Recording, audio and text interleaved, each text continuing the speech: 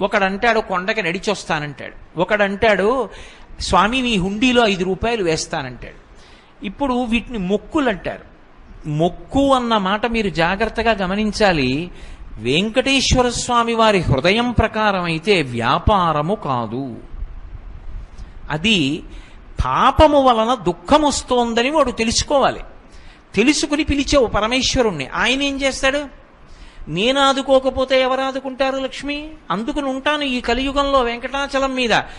ఎవడు ఎక్కడ ఎంత మౌనంగా లోపల లోపల పిలిచినా నాకు వినపడుతుంది. నేను వింటాను, వాణ్ణి ఉద్ధరిస్తాను ఆపదలోంచి. వాడు నా మొక్కు తీరుస్తాడు.